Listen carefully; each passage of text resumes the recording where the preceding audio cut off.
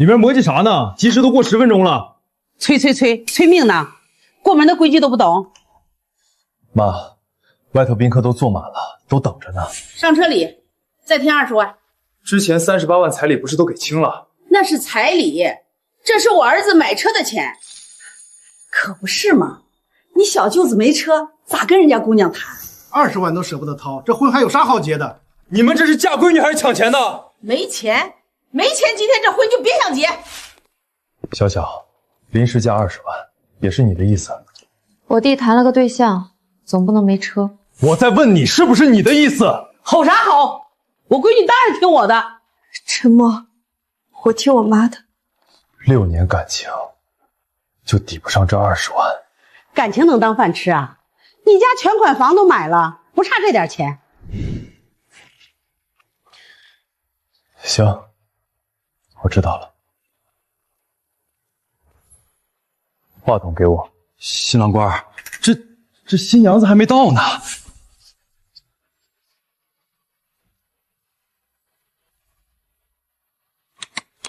既然大家都不想体面，那就干脆别要了。大家伙都来评评理，这新郎半点诚意都没有。我们好好一个大姑娘嫁给他，他连下车礼都舍不得出。陈默，你真的太让我失望了。是我不给，还是你们胃口太大了？今天你主动说退婚还行，不然我们就耗在这儿。让我先开口退婚，那38万彩礼你们就名正言顺扣下了。你胡说八道什么东西？妈，结婚当天咱们临时提加20万，他肯定拿不出来，一逼他就得先提退婚。对，他先提的，彩礼咱们就不用退了。这是 P 的，你故意污蔑我们。陈默，你快关掉，家丑不可外扬，你不懂吗？私事，后头还有好戏呢。姐，他家房子没加你名字啊？结了婚我一闹他就得加，加完名过半年就离，房子分一半，你的迈巴赫就有着落了。这太不要脸了！不是的，陈默，你听我解释，那都是随口说着玩的。闭嘴吧你！我弄死你个偷拍的混蛋！还敢动手？当我是摆设是吧？打人了，要出人命了！大壮，放开他！各位亲戚朋友，今天这婚礼取消了。陈先生，起诉材料都准备好了。谢谢林律师。苏女士，这是民事起诉状副本，请签收。你们还来真的？38万彩礼，5万3金，加上今天20万的婚宴损失，一分不少，全给我吐出来！姓陈的，进了我口袋的钱，你一分都别想拿回去！陈默，咱们就没有挽回的余地了吗？法庭见，等着收传票吧。陈默，你给我等着，我去你单位闹去，我让你班都没法上！大家伙都来看啊，陈默这个陈世美！接着喊，你这已经算寻衅滋事了。拍啥拍？你是不是心虚了？哎，苏静，这里是办事处，不许吵闹。你们的行为已经涉嫌扰乱单位秩序了。同志，是他先在婚礼上羞辱我们娘俩的。陈先生，你愿意调解吗？不调解，按照治安管理处罚法处理就行。你敢踢我儿子，我跟你没完！你们网上发的那些抹黑我的帖子，我都做公证了，我会追加起诉你们侵犯名誉权，等着多赔钱吧。慌啥？这官司有的打。他表叔，你可是在律所待过的，可得帮帮我们。彩礼这东西，只要领了证，就说是自愿赠与的，咬死了是自愿赠与，法官也没法判全退。可我们在婚礼台上都承认是彩礼了。那都是气头上的话，做不了数。我教你到时候怎么说。哟，陈默，自己当原告了？谁主张谁举证，这都是你教的。陈默，你现在撤诉的话，咱们还能私下和解。和解可以，全额退款加银行利息。做梦呢！1分钱你们都别想拿到。当事人请进，准备开庭。原告诉请被告返还彩礼及相关财物。现在由被告答辩，这38万是原告自愿给被告的恋爱赠与，不算彩礼，不是以结婚为目的的彩礼，按法律规定不用返还。原告对此有何意见？审判长，这是原告提供的转账记录，每一笔转账都明确备注了彩礼字样。一个备注能说明啥呀？审判长，补充一份录音证据。这38万就是你们这边的彩礼数，对吧？对，少1分，这证都别想领。请问被告代理人，这也叫自愿赠与？没人故意诱导的，不算数。证据合法有效，法庭予以采进。本案事实清楚，择期宣判。休庭。婚姻讲感情，财产讲规矩，这官司你们赢不了。法院判决生效，15日内退还所有钱款。判了又咋样？我们没钱，他还能抢啊？要钱没有，要命一条。陈默，你拿到判决书也是张废纸。拒不履行生效判决，后果自己担着。吓唬谁呢？有本事你上门来拿呀！他们摆明了想当老赖。规矩治不了赖皮，但法律可以。申请强制执行，这是对方的财产线索。准备的够细啊，连银行卡号都摸清楚了。早就查清了，申请立即冻结划扣。没问题，马上进系统操作。吃了我的1分不少都得吐出来。妈，就用那笔钱买这个呗，气死陈默那小子。买，必须买，花他的钱，看他能咋地。女士，您的卡被冻结了，刷不了。怎么可能？里面明明有30多万啊！提示是司法冻结，没法交易。坏了，肯定是陈默那小子搞的鬼。瞅瞅，这就是骗人家彩礼的下场，现世报啊！丢死人了，账户都被法院查封了。天杀的陈默，把钱全花走了。我们现在1分钱都没了。陈默，你断我财路，我绝不放过你。小陈，干得好好的，怎么突然要走？庭长，6年了，见了太多这种闹得鸡飞狗跳的纠纷。基层工作就是这样，大多也只能按法条调解判决。但很多老实人连怎么取证都不知道，平白就被坑惨了。我想站到前面去，帮他们把公道拿回来。想好了，这可不是条好走的路。既然法律是武器，我来做拔剑的人。难怪你上个月申请拿到律师执业资格证，原来早有打算。兄弟，我退伍了，以后就跟着你干了。外勤很苦，说不定还得挨揍。我还怕这个？谁敢找你麻烦，我第一个不答应。签好了，祝你们生意兴隆。谢谢。大壮，把牌子挂上。拿不回彩礼，分文不取，够硬气啊！就专门治这些靠婚恋骗钱的人。哎，你婚礼那事儿居然上本地热搜了，开业第一波流量来了，准备干活。陈律师，救救我！我真的不想活了。站起来说。大壮，倒杯水。我东拼西凑凑了28万彩礼，结果刚领完证，才刚1天，他就跑回娘家，逼着我离婚。那是我爹妈卖牛卖粮，挨家挨户借出来的啊。他提离婚的时候，原话是怎么说的？说我俩性格合不来，强扭的瓜不甜，还说我要是敢去闹，就是家暴，他要报警抓我。这才领证1天，就知道拿家暴当挡箭牌了，这一套一套的太熟练了，像提前备好的剧本。这个案子我接了。那傻小子要是再来要钱，直接放狗撵。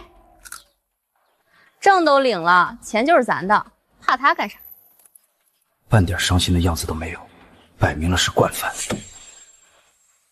老陈，那女的出门了，上了个陌生男人的车。丁姐，她身边是什么人？跟个穿西装的男的进包厢了，看着关系不一般。才提离婚第2天，就急着找夏家了。把那男的脸拍清楚，重点查他之前的银行流水。明白，这绝对是条大鱼。查着了，这女的叫王艳，3次，好家伙，半年里在周边几个镇结了3回婚了，都是领完证没多久就离。对，每次都把彩礼全扣下，1分不退。这哪是骗婚，这就是流水线式的诈骗。一个人干不成这事儿，背后肯定有个分赃的团伙。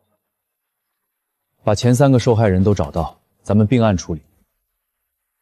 离就离呗，彩礼本来就是他自愿给我的。你骗人！你从一开始就没打算跟我过日子。谁说没有？是你平时邋里邋遢的，我早就受不了了。陈律师，这种情况一般按感情破裂算，彩礼很难全退。感情破裂，还是干这行太熟练了？你什么意思？少往我身上泼脏水。没什么，走着瞧。你认识王艳吗？王艳，华成辉我都认识。唉，也是要了20多万彩礼，住了3天就不见人了。介绍人是不是这个人？对，就是他。当时说自己是王艳远房舅舅。老李，愿意出庭作证吗？只要能把这帮骗子绳之以法，我干！别吃泡面了，想把被骗的钱拿回来吗？没用的，他家亲戚都出来作证，说我家暴他。你看看，这是第4个被他骗的了。他还没被抓，就差你这份口供了。咱们一起并案，钱全都追回来。算我一个，我要告死他。4个受害者都是同一个介绍人牵的线，介绍人叫赵虎，那辆黑车就是他的。媒人负责找目标，女方就演戏闪婚闪离，领了证就把彩礼攥死，再用冷暴力逼男方先动手，反咬家暴。也太缺德了，这不就是逼着婚姻外溢的敲诈吗？既然是骗人，那就按规矩来办。查赵虎的银行流水。让你最近低调点，那个姓陈的律师盯上你了。虎哥，那怎么办啊？他好像在找以前的受害者。把手机里聊天记录全删干净，恢复出厂设置，别留尾巴。到了那里就咬死是感情不和，他们拿你没辙。知道了，钱早就转到你那张安全卡里了。干完这单去外地比风头，没人能查得到我。银行流水调出来了，这帮人滑得很。王艳一收到彩礼，马上就拆成小额取现了。都取成现金了，那岂不是查不出去向了？狐狸尾巴藏不住的。你看这几笔小额转账，每次取现之前都有10块钱转到尾号889同一张卡里。这是测试账户能不能用，赃款肯定都汇集到这张卡里了。889那张卡开户人是谁？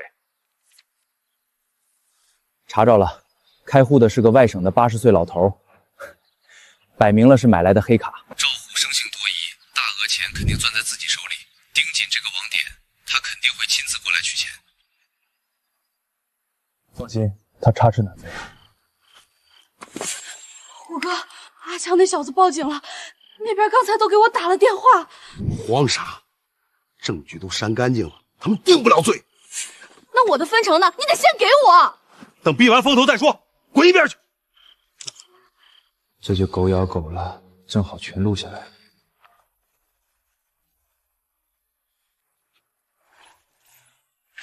敢告我们王姐，我让你一家子都别想消停！你们这是违规的！违规？你报一个试试啊！陈律师，我不告了，他们要搞死我全家！他们天天来闹，村里人都看我家笑话。你现在撤诉，他们就会把钱还给你吗？可是我斗不过他们啊！这种骗子最怕硬骨头，你退一步就是人财两空。怕个屁！我现在就过去收拾这帮兔崽子！带上设备去村里。哎呦，谁他妈多管闲事儿？没事找事儿，在家不良诓骗，够你蹲一阵子了。老实点，接到报案，跟我们走一趟。陈律师，谢谢你们。请问你们这儿能帮着把彩礼钱要回来吗？坐下说，被骗了多少？前后加起来40多万。介绍人叫赵虎，说是女方的远房亲戚。又是这个赵虎。这女的是不是跟你结的婚？不是她，是一个叫李娟的。换了个演员，但幕后导演还是同一个人。这已经不是普通骗婚，是有组织的流水线诈骗。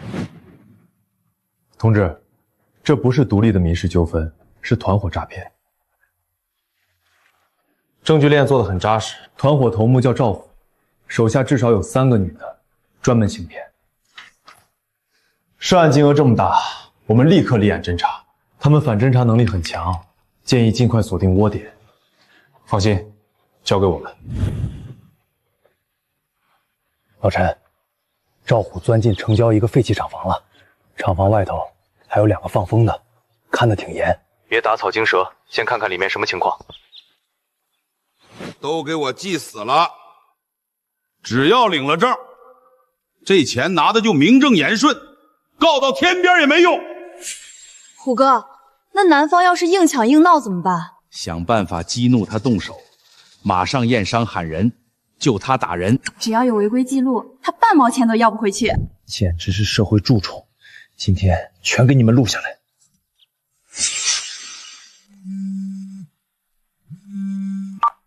什么？底下的人被条子端了！虎哥，是不是条子盯上咱们了？赶紧收拾东西，把所有剧本账本全烧了。虎哥，账上的钱怎么办？我早就分散转出去了，分开跑路，别凑一块儿。证据确凿，马上组织抓捕。队长，他们大概率要销毁证据跑路，得快。各小组注意，立即包围城郊废弃厂房。终于要收网了。不对，赵虎太狡猾，未必全在厂房里。陈律师，上车聊聊。我们没什么好聊的，关乎你的工作室能不能开下去，不想听听？好，我看你能耍什么花招。这里头50万现金，拿着撤诉，别再查了。出手挺大方，看来骗了不少人。这行来钱快，你拿钱走人，大家相安无事。如果我不拿呢？那你可能见不到明天的太阳。50万就想摆平关乎上百万的案子，嫌少？我最多再加20万。王艳、李娟他们骗的钱，最后都落你手里了吧？废话，没有我铺路，他们能骗到谁？收了钱就滚出这行，别自找不痛快。不好意思，我这人胃口没这么小。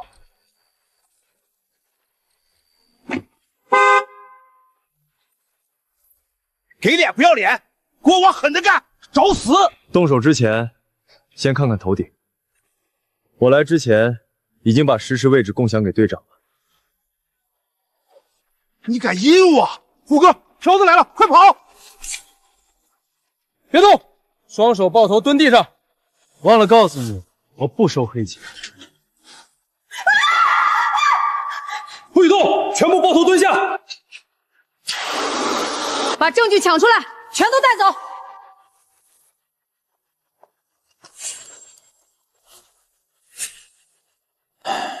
人是抓了，但赃款不好追。赵虎没交代资金去向，他死扛着不说。我们查了他名下账户，早就空了，赃款不可能凭空消失。涉及上百个2级账户，太散了，追查难度很大。给我1天时间，我来理清楚流向。这些账户每天几百笔小额进出，乱得像麻团。看得我眼睛都花了，全是数字。找共性，看所有账户最终的汇集点在哪儿。找到了，看这个海外空壳公司，所有资金最后都流进了这个对公账户。马上提交，申请跨境冻结。所有分散的小额资金最终都汇聚到了这个账户。太棒了！这可是最关键的突破口。通知警察，立刻冻结这几个尾号的账户。被骗的老百姓终于能睡个安稳觉了。这次你们工作室立了大功，钱全退回来了。陈律师，你真是我们的恩人呐！谢谢，太谢谢你们了。陈律师，针对婚恋诈骗，您有什么想对大家说的？婚姻不是生意，靠算计换不来好日子。敢拿感情骗钱，法律绝不会手软。我们始终坚持以客户为中心。小小，你可别再去惹他了。明着来不行，我还不会来暗的。帮我盯紧陈默那个工作室，有动静随时告诉我。陈律师，我感觉我好像遇上骗子了。损失了多少？15万多，还有名牌包和手表。你们谈了多久？2年了。他总说等结了婚，钱都是2个人的。现在呢？上周我才发现他跟别人订婚了。你现在找我的手机转账记录。像520、3314这种特殊数字的，一般算恋爱赠与，很难要回来。那大额的呢？就这笔8万的，没有备注。他当时是怎么说的？说存他那儿当结婚保证金，算是给他个安全感。把当时的聊天记录整出来。亲爱的，这套好看吗？好看，来。还想娶我，也不看看自己配不配。把这8万存我卡里当结婚保证金。这句结婚保证金就是最关键的证据。有这个就能当彩礼要回来吗？这属于以结婚为前提的附条件赠与，没结成婚理应返还。那我现在就去找他要。来，去跟他交涉一次，想办法套他的话，录下来。既然你都跟别人订婚了，那8万你还给我吧。什么8万？那都是谈恋爱时你自愿给我花的。你当时明明说那是结婚保证金。谁让你没本事？没本事的男人才会分手了往回要钱。那手表和包也得还我。那都是恋爱时送我的礼物，想要回去门儿都没有。敢找我要钱，看我不先搞臭你，按下压锁。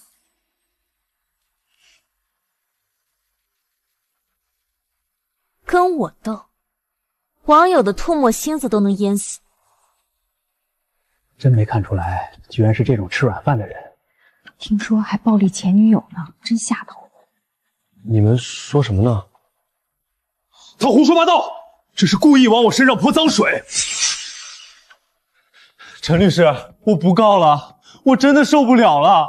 被一篇小作文就打垮了，全公司都在背后议论我，我脸都丢尽了。抬头，打官司看的是证据，不是朋友圈谁骂的凶。可是你现在撤诉，就等于默认了他写的东西，反而坐实谣言。想洗白，就拿法院的判决书打回去。查清楚了，这女的滑得很。她订婚的下家是个开公司的老板，叫张建国。丽丽那边有要退钱的意思吗？1分钱没退，还把小林所有联系方式都拉黑了。这点钱就想把我打发了，这也太欺负人了。未必，这反倒是送上门的铁证。啥意思啊？他主动退这点小钱，就是想把所有钱都定性成恋爱花销，掩盖那笔大额赠与。这恰恰说明他心里清楚，10几万不是普通消费，他心虚了。被告，原告主张你返还15万财物。那都是谈恋爱的时候正常花的钱啊，我该退的都退了，有转账记录为证。5200算正常恋爱花销，那这8万块呢？过节发个红包不是很正常吗？所以包和手表也都是普通恋爱礼物。对啊，送出去的东西哪有往回要的道理？调解员，这是原告购买当天的聊天记录。亲爱的，等结婚了，人都是你的，买个包嘛。好，只要能结婚，倾家荡产也给你买。请问被告，这也算是无条件的赠与？这就是情侣间的情话，怎么能算？被告，结合录音来看，这笔钱确实属于附条件赠与。凭什么？我陪了他2年，我的青春难道不值钱吗？青春不是明码标价的商品，法律不支持所谓的青春损失费。沉默是吧？你给我等着！拒绝调解，法庭上见。老公，我前男友找了个律师，非要把以前的东西要回去，还欺负我。怎么回事？他不仅要把送我的礼物全要回去，还说要告我敲诈。太嚣张了！也不打听打听我张建国是谁。老公，你可得替我做主啊！明天我亲自去会会这个律师。让开！找谁啊？这儿不接待无关人员。告诉陈默，建国贸易的张建国找他。我们老板正忙着呢，要见就外面排队。我张建国去哪儿从来不用排队。张总是吧？请进。让你的当事人签了，15万我替他补上，连本带息加上诉讼费，一共16万5。行，再加你2万律师费，这事儿就了了。案子是案子，但有句话我得提醒一下张总：丽丽小姐打着结婚的幌子，从小林那里拿了15万，那是他没本事留不住女人，怪得了谁？是吗？他管前任要的钱叫结婚保证金，不知道他跟张总您要的又叫什么名？你什么意思？这种套路都是熟能熟巧的。张总也是生意人，别做了亏本买卖还不知道。少在这挑拨离间。结婚保证金，丽丽上周刚让我转了30万，说是彩礼预付款。每次要大钱，都拿结婚当由头。去给我查一下丽丽以前的流水和情史。好的，老板。老公，你吓死我了！那事儿解决了吗？结婚保证金是吧？合着你把我当冤大头宰呢？老公，你听我解释，都是陈默挑拨离间，他胡说八道。滚！那30万立刻给我退回来，不然我也起诉你。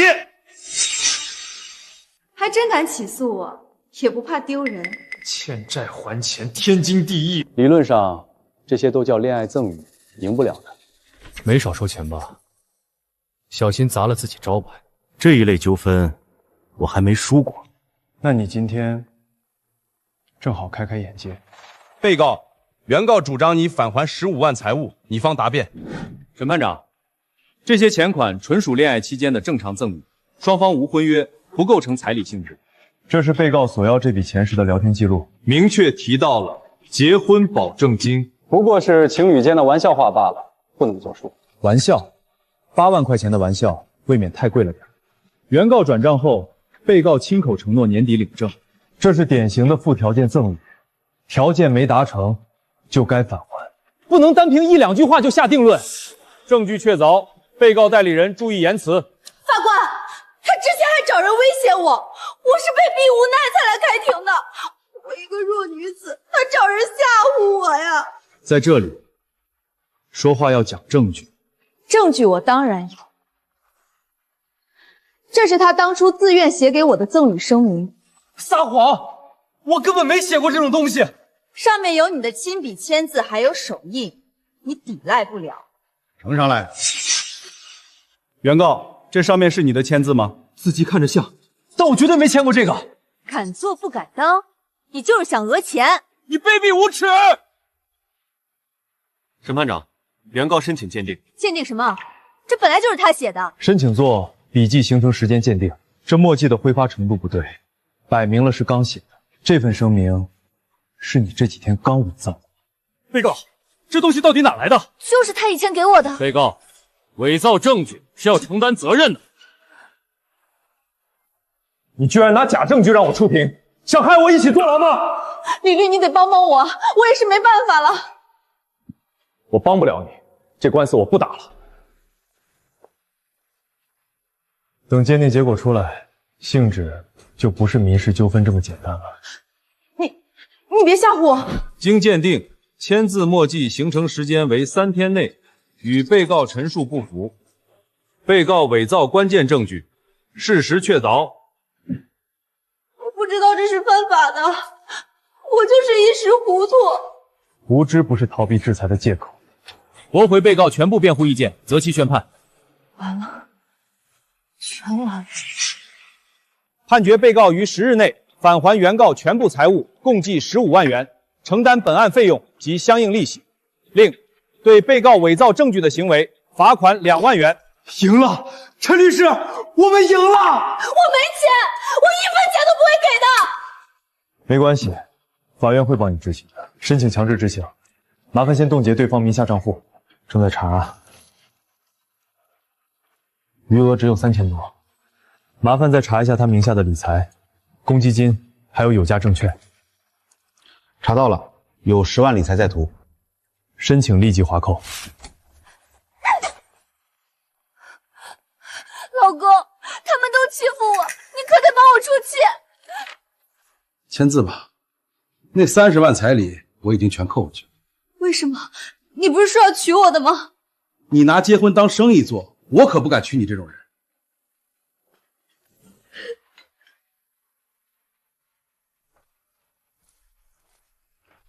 丽丽，我们依法查封你名下财物。你们干什么？这是我的家，你们不能进来！这块表在执行清单上，带走。别拿，那是我的东西啊！陈律师，这次大额追回案在网上热议度很高。恋爱可以感性，但转账一定要清醒，别用金钱去试探人性，大概率会失望。直播间人数破10万了，您的普法太接地气了。守住老实人的钱袋子是我的底线。老陈，咱们工作室这下彻底火了。你看后台上千条私信求助，都快挤爆了。筛选一下，接真正有需要、证据扎实的。有个大单子，标的500多万，当事人已经到门口了。这么大，陈律师，我感觉我被人算计了。赵先生，请坐，慢慢说。婚前我全款买了套大平层，本来是当婚房的。结婚后我老婆天天闹，非要在房这儿加她名字。你加了？加了。结果才过了1个月，她直接向法院起诉离婚了，她要分走我1半的房产。那可是我半辈子的积蓄啊！佳明不到1个月就提离婚，她娘家人还天天来闹，又要钱又要房的。时间卡得太巧了，明显是蓄谋已久。这案子我接了，房本带了吗？都在这儿了，求您帮帮我。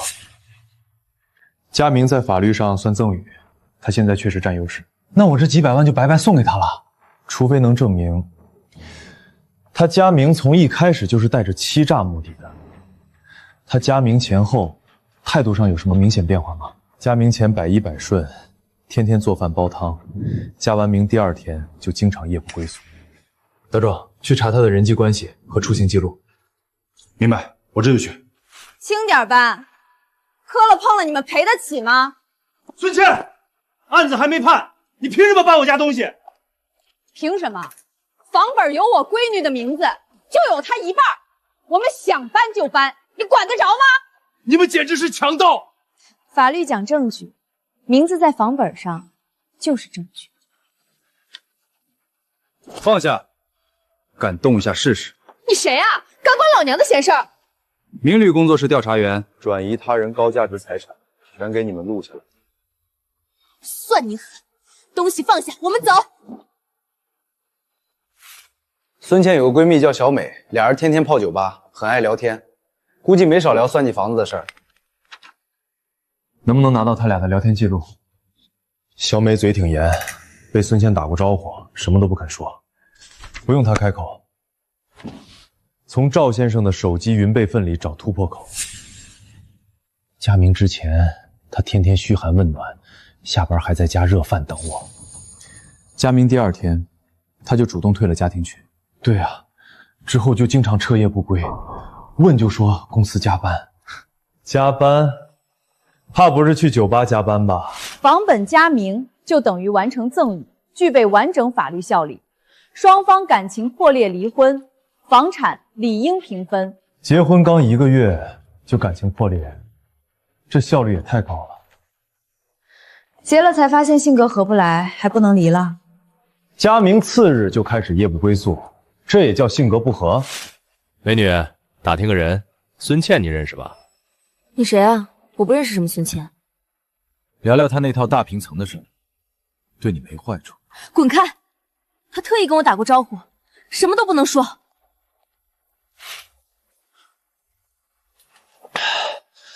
那个闺蜜小美被封得死死的，油盐不进，啥都不肯说。孙倩这么防备，说明俩人肯定聊过核心的算计。孙倩之前有没有碰过你的手机？有一次她手机没电，借我的登过微信，用了挺久。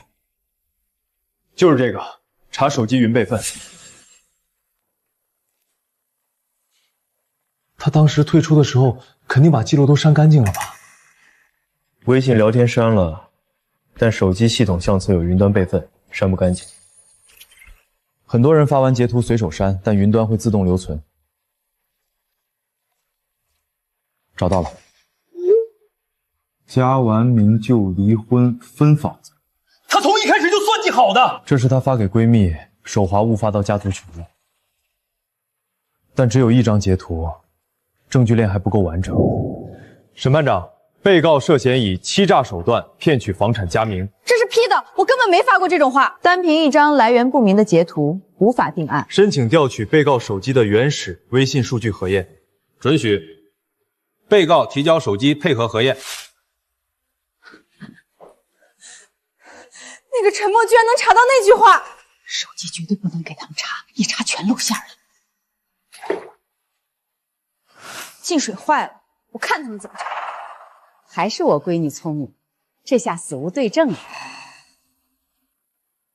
审判长，我不小心把手机掉水里了，已经开不了机，没法查了。这么巧？偏偏法院要求调取的时候，就刚好掉水里。意外而已，这也犯法吗？审判长，原告申请司法鉴定，申请恢复手机主板储存芯片的原始数据。进水了还能恢复？不可能吧？只要芯片没烧毁，底层数据就能读出来。同意原告申请，手机移交鉴定中心。陈律师，数据恢复出来了吗？孙倩不懂技术，水泡只能毁表面，毁不掉底层存储。不仅恢复了，还拔出萝卜带出泥。还有别的情况？走吧，回去再说。好家伙，他婚前就在物色目标了。就找那种老实有钱、全款买房的单身汉，最好拿捏。放心。先装贤惠哄着佳明，最多半年就离。合着我就是他挑好的猎物。铁证如山，准备给他最后一击。被告，报告里清楚显示你有预谋骗取佳明。那是我被他逼得没办法了才随口说的。他婚内对我冷暴力，我才想自保的。冷暴力？又换剧本了。原告未尽夫妻义务，被告有权要求分割财产。这是小区电梯和车库的监控记录。原告每天按时下班回家，变着花样给对方做饭，反而是被告经常半夜喝得醉醺醺才回来。请问，到底是谁在实施冷暴力？他平时对我说话也很冷淡。被告，你主张冷暴力有相关证据吗？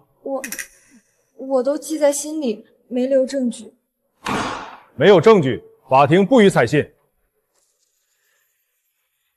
法官，我还参与了房屋共同还钱，这是20万的装修共同出资凭证，我出了钱，房子的增值部分必须分我。房子是你婚前全款精装的。对，装修全是我弄的，他连一颗钉子都没买过。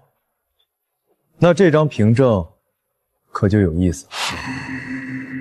原告对这20万装修款有何异议？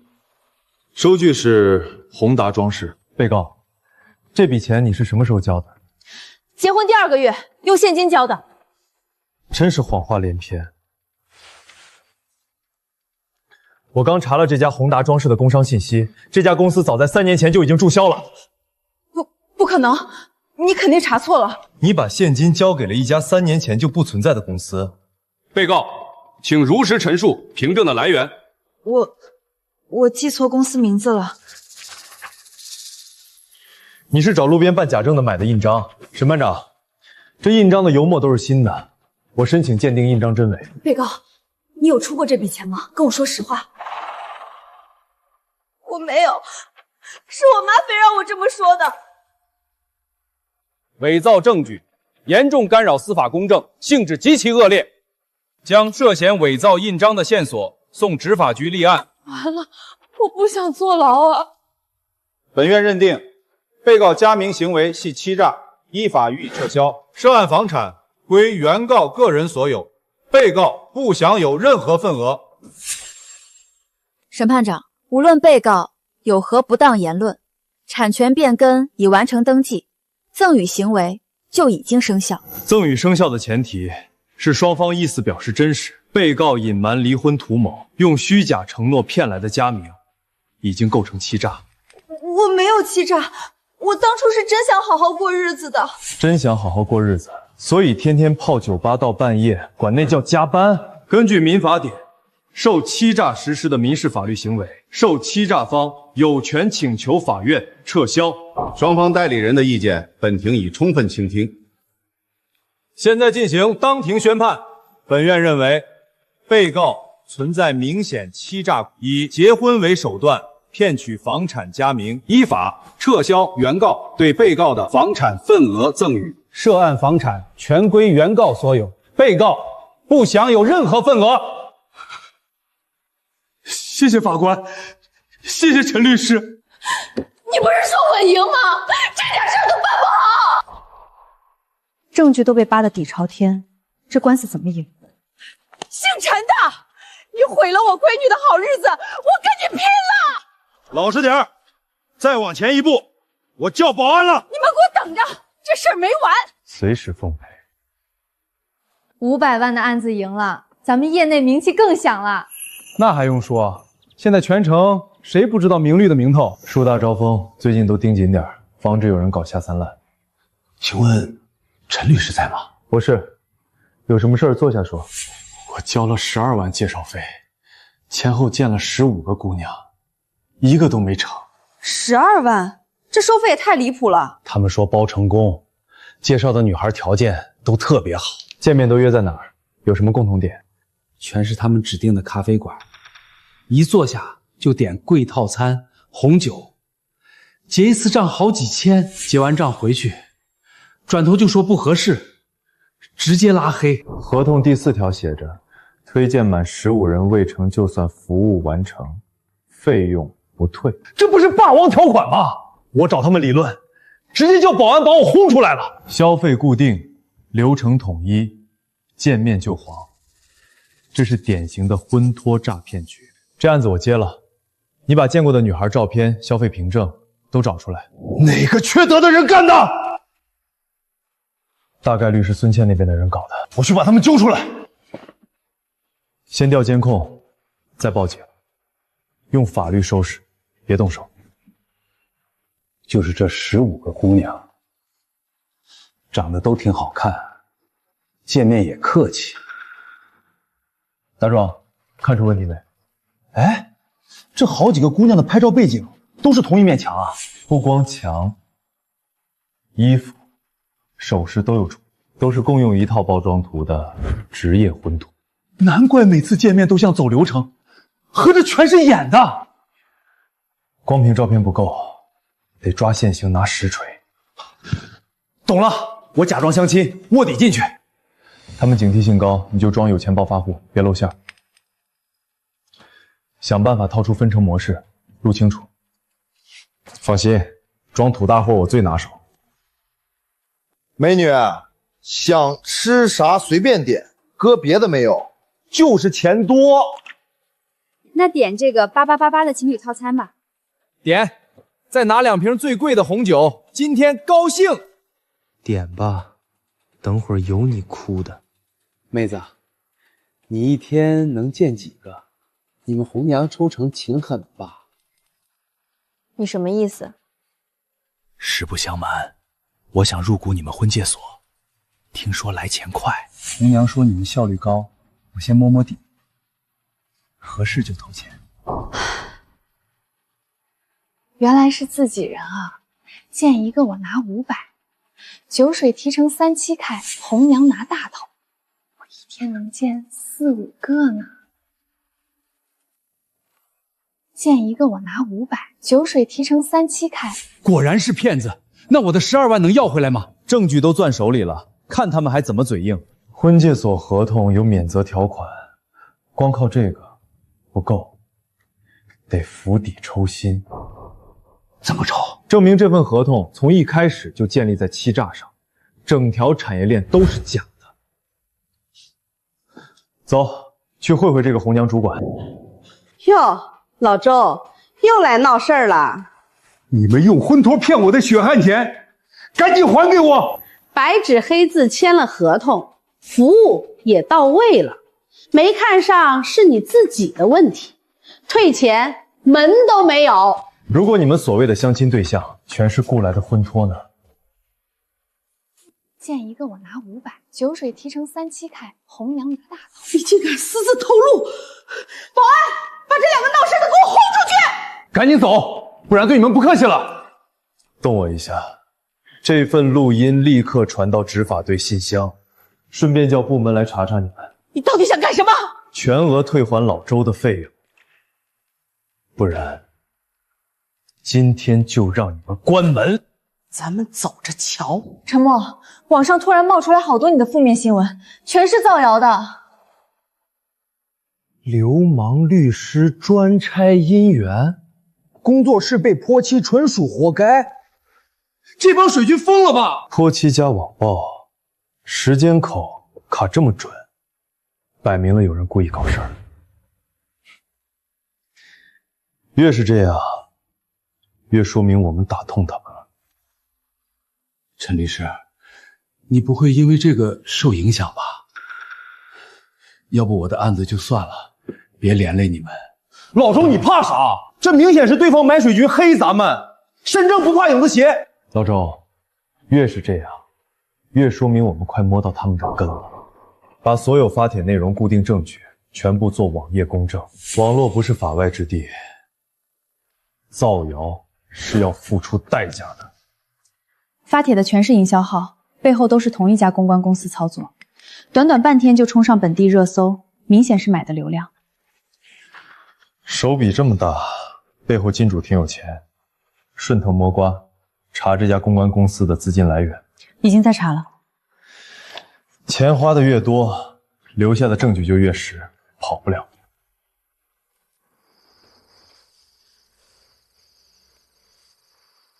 老陈，他们连夜搬东西，看样子想跑路。他们嗅到危险了，想销毁证据走人。怎么办？我现在冲过去拦住。不用，你继续盯着，别打草惊蛇。我有更稳妥的办法，让他们跑不掉。老周，你马上联系其他受害者，越多越好。我在一个维权群里，几十个人都被骗了，大家都憋着气儿呢。把所有人叫上，带好合同、转账记录，明天一早就去执法队集体报案。想跑，没那么容易。今晚就端了他们的老巢。家人们快看啊，这就是专门教男人算计女人的黑系律所，专拆人家姻缘，手段下作的很，必须让他关门。满嘴胡说八道，我把你手机砸了，信不信？别动，他们就是故意激怒你，好拍素材带节奏。来打我呀！打了我，你这破律所就彻底别想开了。让他们播，蹦得越高，摔得越疼。又有2个当事人扛不住网上的骂声，打电话来要撤诉退单。咱们现在都快成过街老鼠了，这活还怎么干？稳住，网上吵得再凶，也不如法庭上一纸判决管用。那些造谣的账号，证据都固定好了吗？全都做了网页公证，随时可以起诉。很好，也该给这些网络流氓普普法。顺着这些营销号的资金链追查，源头都指到一家海外空壳公司。洗钱手法挺专业，不像是普通的黑公关手笔。对方财力不一般，摆明了想靠钱把我们拖垮。钱能买来流量，买不来合法，更买不来胜诉。继续往下挖，一定要揪出最终的付款人。姓陈的，你还我闺女的房子，我跟你没完！砸！我看你们敢！家人们快看，受害者家属来讨公道了！活腻歪了是吧？退后，让他们砸。怕了吧？今天我就砸烂你的饭碗！这屋里的监控全连着云端，实时上传。故意毁坏财物，超过5000，够你进去待3年了。把手里的东西放下，全部双手抱头蹲好。同志，是他先骗我家的钱，我是受害者。寻衅滋事，故意毁财，跟我们回所里一趟。我们拒绝调解，要求依法追究刑事责任。什么？还要坐牢？我不要坐牢啊！故意毁坏公物财物，情节恶劣，够得上立案标准了。陈律师，我错了，我一时糊涂，你放过我这一次吧。你们先是在网上带节奏造谣，又上门打砸，说吧，谁给你的胆子？谁让你来的？我就是气不过，自己想来的。不说也行，那就按正常程序走。别走，我说，我全说。网上有人私信我，转了2万块钱，说趁着网上都骂你，让我来砸店出气。又是这个熟悉的海外账户，看来幕后的金主是怕我继续查婚托的案子，想转移注意力，偏要顺着这条线一直查。同志，我们要报案，我们都被婚介所骗了。这么多人。同志，这不是个案，是组织严密的特大婚托诈骗案，涉案人员多，流水几百万。证据做得很详实，我们马上组织侦查。他们已经察觉到风声，可能正在转移证据，准备跑路，要快！快点开，过了省界就安全了。熄火，下车，双手放在方向盘上。完了，全完了。好家伙，受害者居然有上百人，涉案总金额超1000万，幸亏来得及时，不然全跑了。客户名单都在，但资金流水对不上，差了一大截。红娘主管嘴硬得很，一口咬定只是介绍平台，骗人都是女方个人行为。想丢车保帅，没那么容易。你们有证据说是我指使的吗？没有就赶紧放人。这人也太狡猾了，死鸭子嘴硬。对付狡猾的人，就得用绝杀的证据。把这个作为补充证据，能敲碎他的心理防线。里面是什么？他和婚托分赃的记录。见一个我拿500，酒水提成3七开，红娘拿大头。太关键了，直接坐实了组织抽成的诈骗关系。再结合账本上的酒水款流水，完全对应得上。这不是个人行为，是有组织的诈骗分赃，他就是主谋。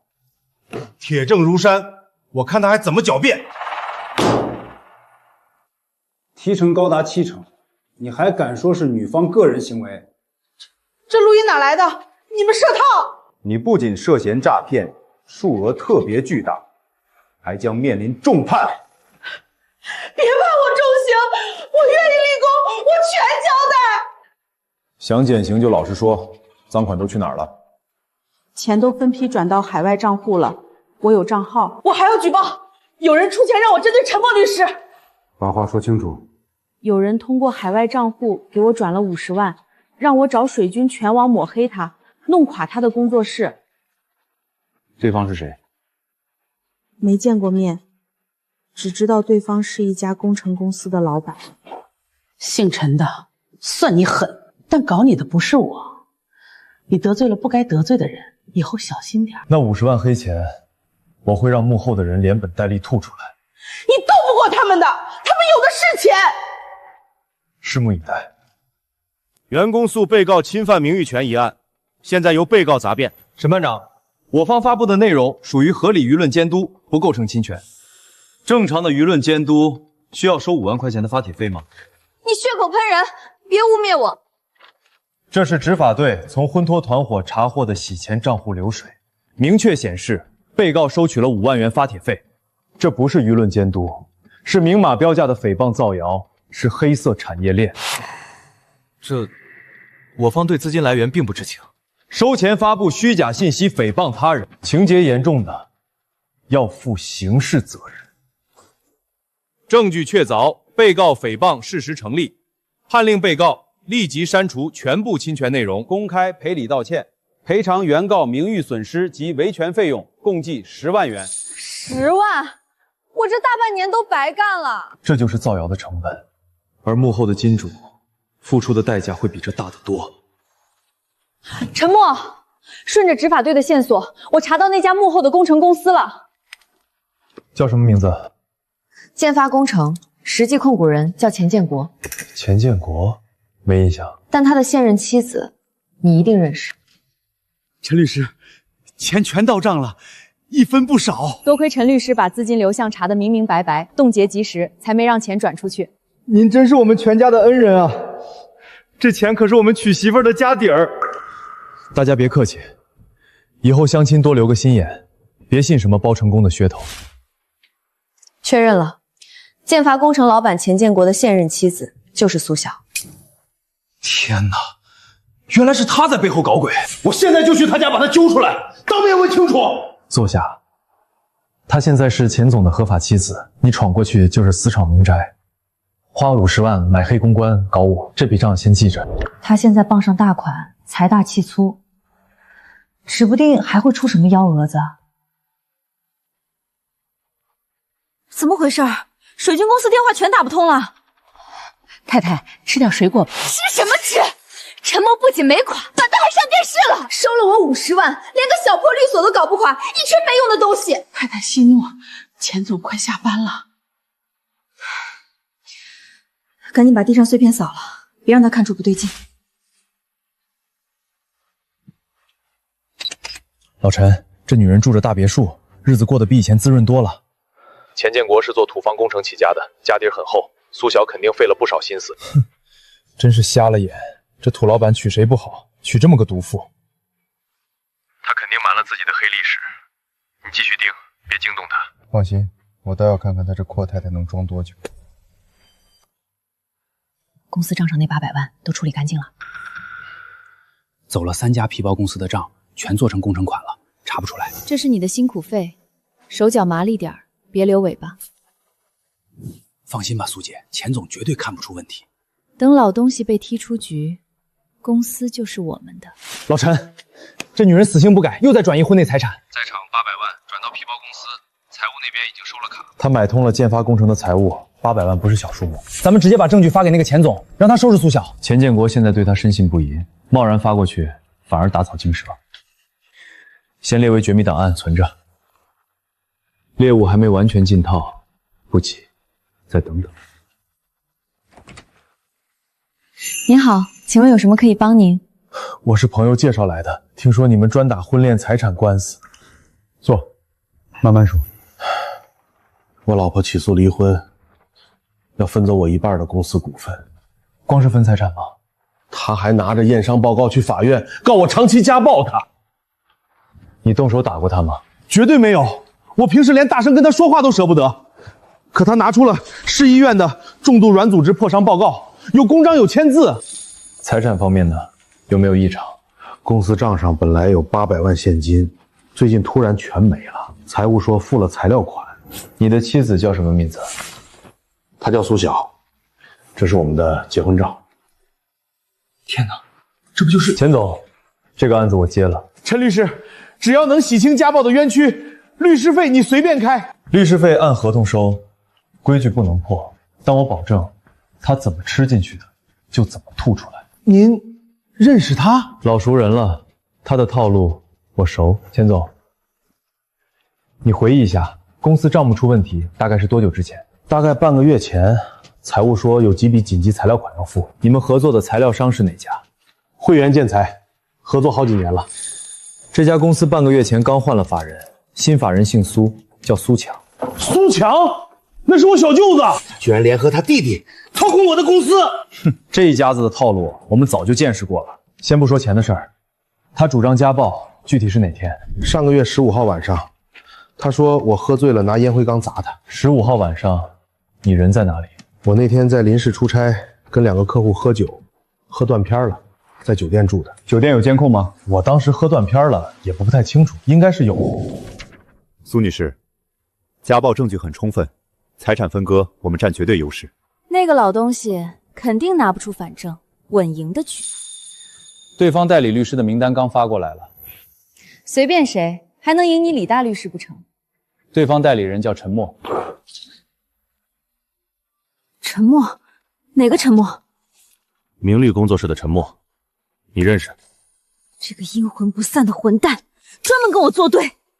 他在业界名声很响，专打婚恋诈骗案，很难缠。李律师，你必须帮我赢，钱不是问题。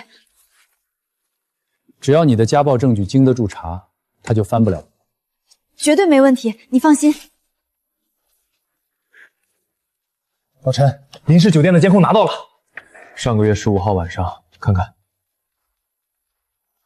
完美不在场证明，那毒妇的验伤单肯定是假的。苏晓没那么蠢，敢拿到法庭上，医院肯定有正式记录。去查市医院那天晚上，是谁给他看的急诊开的报告。您拨打的电话已关机。没用的东西，关键时刻掉链子。太太，出什么事儿了？王妈，我平时待你不错吧？太太一直挺照顾我的。开庭那天，你出庭作证，就说亲眼看见钱正国打我。这做伪证是要进去的。怕什么？你只要咬死是亲眼看到的，审判长就会信。官司赢了，我再给你10万，这笔钱你回老家盖房子都够了。那我该怎么说？我教你，你就说那天半夜听到惨叫，下楼看见他拿烟灰缸砸我头。好，我记住了。陈默想拿不在场证明翻盘，我让你死无趸证。陈默，6年了，你还是只会帮这些没用的男人。错，我只帮被寄生虫吸血的老实人。苏晓，我真心待你，你居然联合你弟吞公司的钱！老公，你喝多了打我的事儿，我可是有人证的。苏女士，庭外不要争执，留点力气，庭上有你哭的时候。原告起诉离婚，并要求分割夫妻共同财产。现在开庭，这是市医院的重度软组织挫伤验伤报告，还有报警回证。我们要求被告净身出户，全额赔偿原告精神损失。被告代理人有何答辩？纯属诬告。原告提交的验伤报告系伪造，荒谬！这是3甲医院盖章的正规报告。审判长，请看大屏幕。原告主张家暴的当晚，被告远在300公里外的酒店，全程没离开房间。请问被告是怎么做到灵魂出窍回来家暴的？那是我记错日子了，是前一天。验伤单写着伤痕形成时间48小时内，你连谎都撒不远吗？证人，请你描述一下15号晚上你亲眼看到的经过。半夜我听见惨叫，下楼一看，钱总正拿着个黑烟灰缸砸太太的头。审判长，人证物证俱在，家暴事实清楚。被告代理人有什么要发问的吗？证人，你确定那个烟灰缸是黑色的？确定，我看得清清楚楚。这是原告报警时执法人员拍的现场原图，茶几上的烟灰缸是透明玻璃的，家里根本没有黑色烟灰缸。那是天太黑，我看错了。天太黑看不清颜色，反倒能看清是谁动的手。反对，被告律师在诱导证人。我不是诱导，我是拆穿谎言。开庭前3天，你账户里突然转进10万块，汇款人就是原告苏晓。10万块买一句假话，这保姆当的比金领还值钱。这是太太提前结的工资，提前结10年的工资。审判长，做伪证要负法律责任的，可是要进去3年。我不敢了，是太太花10万逼我撒谎的，我都是为了钱啊！李律，家暴这条路走不通了，怎么办啊？你居然拿假证据让我出庭，差点把我也拖下水！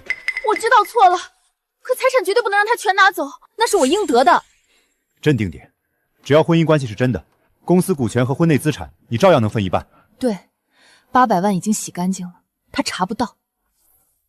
审判长，退一万步讲，即便家暴不成立，建发工程婚内产生的所有收益都属于夫妻共同财产，原告理应分得1半的股权和对应资产。放屁！他联合他弟卷走了公司800万救命钱。账单清楚，那咱们就好好对账。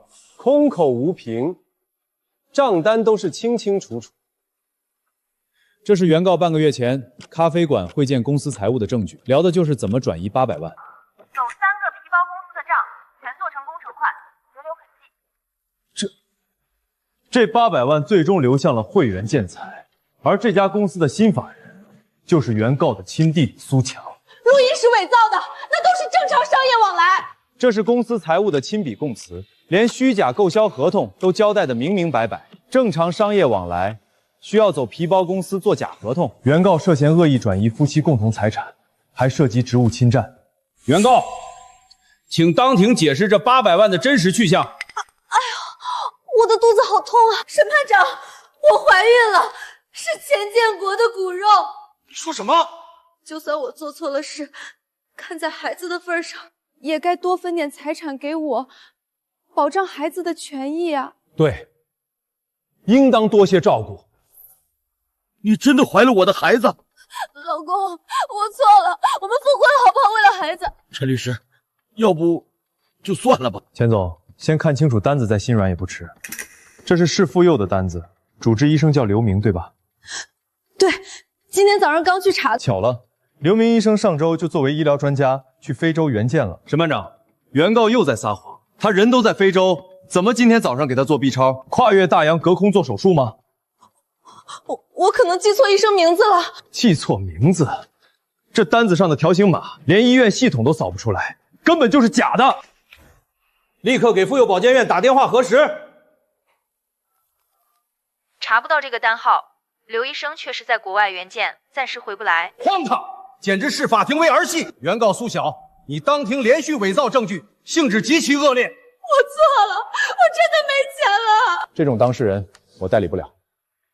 本案事实清楚，原告恶意转移、隐藏夫妻共同财产，情节严重，依法判决原告净身出户，不分得任何夫妻共同财产。原告须于10日内返还转移的800万公司款项。终于结束了，这个毒瘤算是拔掉了。陈默，你为什么要做的这么绝？觉得是你把婚姻当跳板，摔下来是迟早的事。你是故意借这个案子报复我的，对不对？你就是记仇。你太把自己当回事了。我接案子只看证据，是你自己贪得无厌，处处留把柄。婚姻讲感情，财产讲规矩，这是你当年没学会的道理。我后悔了，我真的后悔了。陈律师，没有你，我这半辈子心血就全毁了。这是双倍的律师费，你务必收下，一点心意。按合同来就行，多1分我不收。老陈太帅了，今天必须整顿烧烤庆祝。行，叫上林山，我请客。咱现在可是省内头1号的婚恋维权工作室了，预约都排到下个月了。老陈，要不要考虑扩规模？不扩了，做精不做大。我有个新打算。啥打算？不赚钱了？案子是永远打不完的，防患于未然比事后补救更重要。我想跟民政局合作，做免费的公益补法，反彩礼陋习，反婚恋骗人，教大家怎么保护自己。对，教老实人怎么拿起法律武器，守住自己的钱袋子。我支持你，不仅做你工作上的合伙人，也想做你生活里的合伙人。结婚前了解了解婚姻法，守好自己的家底不吃亏啊！你妈非要婚后房本加名，不加就不领证，这婚怎么结？那是给我的保障啊，不加就是不爱我。两位先别吵，先看看这个。法律保障的是2个人婚内一起创造的财富，婚前财产是每个人的底线，不该用来测试感情。感情要靠真心经营，不是靠算计房子、算计钱。每天都有人在婚姻的利益场里迷失，把感情当成筹码。我是陈默，一名婚恋维权律师，我不劝分，也不劝和，我只帮人守住本该属于自己的公道。